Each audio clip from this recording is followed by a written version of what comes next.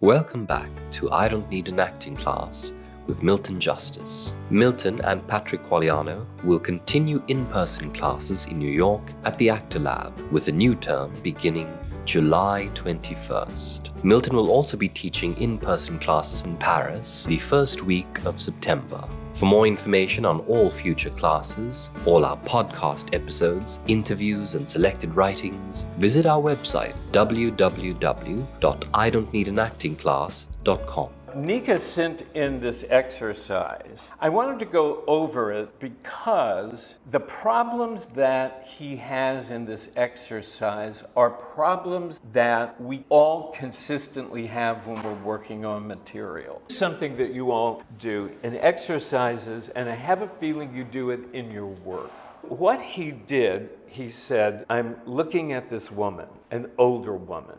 I'm trying to get everybody to stop setting the scene. Because what happens when you have a tone like, I'm looking at this woman, an older woman, it's not feeding you. Rashad did it when he said, I'm in the parking lot of my building and I'm looking up at a window. Here's what I'm trying to get us to do. I'm trying to get us to live off of the circumstances of the play as soon as we start working. We're working on what Stanislavski called the given circumstances of the play. The given circumstances of the play are all encompassing. It's the time, it's the place, in other words, all of it. And if when we start talking out anything connected to the given circumstances of the play, it puts us in the given circumstances. It's not like we're setting the scene. In other words, it's not like we're saying the play takes place in May of 1946 in the West Bronx. As soon as I say it like that, it is information that is giving me nothing. What we're looking for is that everything that we do, and this is the problem with analysis. The problem with analysis is that if you're not careful, it is analysis. And so it is reporting facts. You won't know everything you need to know when you start. But the important thing is to know that it is something. So if I know that 1946 is a year after World War II ended, now I know something. I don't know everything that happened to these people during the war. That is what begins to happen as we do the work that we've been doing in class. When we've talked about what life was like for them, what was going on with them. As we layered in each fact, we worked to get the experience of each fact. And that's the reason, if you'll go slowly, you have a fighting chance. If you go slowly, you'll be able to say, that's probably something. I don't know what, but it's probably something. And then you begin to ask yourself questions. That's when I begin to do actor work, because then my mind starts to wander around. In Nika's case, in this exercise he's doing for the play he's doing, he says, I'm looking at an older woman. But because he's just setting the scene, do you see how that's a boring action? If I start right away by taking the time to say, what do I think about older women? That's interesting. That's interesting. And then all of a sudden, I go from, I'm looking at an older woman, which is a dead fact, to, ooh, I like older women. I like women with experience. Now when I say, I'm looking at an older woman, now it's giving me something. Same thing with Rashad. I'm standing in the parking lot of my building.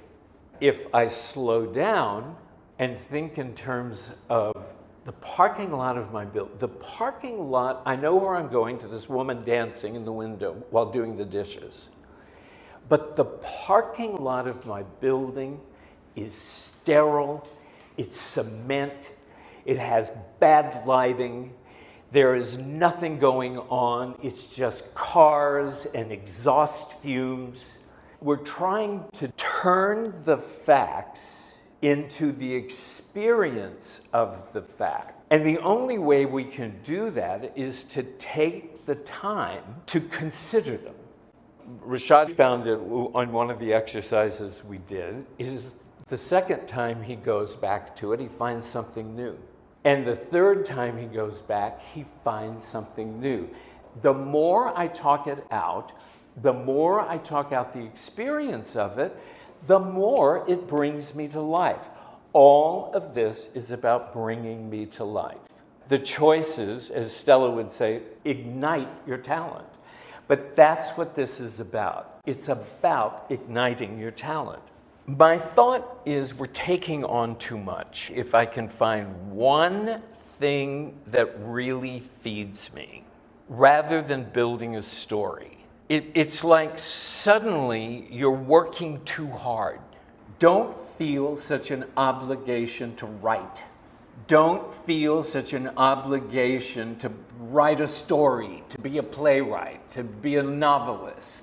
Don't feel such an obligation. You have it. You have it, and you beat it to death. Stella called it talking away your talent. She was much more elegant than I am. But it is. It's like you beat it to death. And so then you're forcing this relationship to it. It's not totally feeding you. But if you get more specific, the rule is the more specific, the bigger the payoff. It's always going to be more interesting if it's more specific. If I get specific, then I really find stuff. It's general. For some reason, we cannot live creatively when we're that general.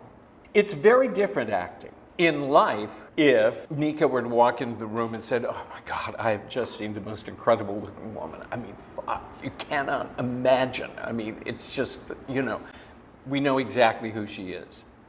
We know exactly his relationship to her. When you're acting, it takes more. It takes more because you are creating it through your imagination. The real talent is just sitting with it and seeing what it gives you. Just taking the time to sit with the image. We know what we're after. I know that I'm trying to be excited by this older woman. I already know the umbrella I'm under. I am building this extraordinarily hot-looking older woman. A part of the discipline is hearing me say in the back of your mind, tell me 3 things that makes her hot. If I say to you, tell me 3 things that makes her hot, then it's forcing you to be specific. What it's doing is making you a general actor, not a specific actor.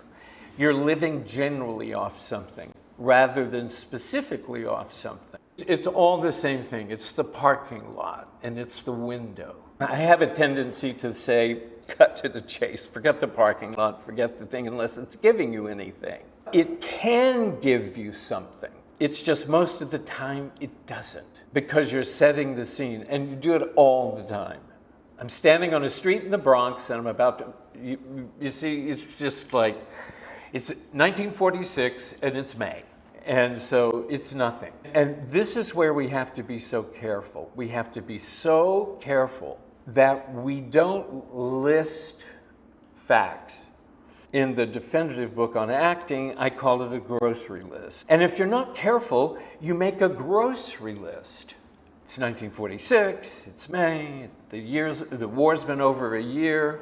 My son came home last night. We had a party for him. He had too much to drink. But you see what I mean? The facts of the play are giving me nothing. Where any one of them could send me down a road of thinking about it and what it is. The script analysis is important because, as Sam pointed out, at the end of class, she had never thought before of all the places to go when looking at a script. And that's what script analysis is for. I love script analysis. I was in class off and on for 5 years with Stella with script analysis. I just was overwhelmed. I used to sit back and say, oh my God, how does she come up with all that? Then it was just like play after play after play after play. And then one day we started doing it, which is what I suggest that you do. Just look at a play and look at all the things that you get by looking at it. And that's the reason we're working on one play. There are so many things for us to use as jumping off points. That's why we want to be careful. If you start with a dead tone, then you have to work really hard to come to life. That's really the issue. It's just too hard. You start with a dead tone and you say, and now I'm acting. I have begun my creative work with absolutely no excitement. So work very hard, all of you, so that everything that you use when you're talking about anything having to do with the text has a life to it. And you'll save yourself. You'll save yourself. Because you will already be in the mindset. I have a feeling you'd do the same thing if you were just talking to yourself. Because you're sending it to me, you think, I have to explain it to him because he's not very smart. He's not going to figure out that I'm standing in a parking lot looking at a window. He's not going to know I'm looking at an older woman that's turning me on. Bless his heart, he lives on West 135th Street, and he's just not involved in the world. Make sense? Yeah, it helps a lot. Okay, so in summary, the problems that Nika had were, first of all, starting with a dead tone, and then secondly, not getting specific enough. And that's just something you have to assign to yourself. I have to be more specific. I have to be more specific. Look deeper. What I'm trying to help us get to is a connection to everything I talk about. www.idon'tneedanactingclass.com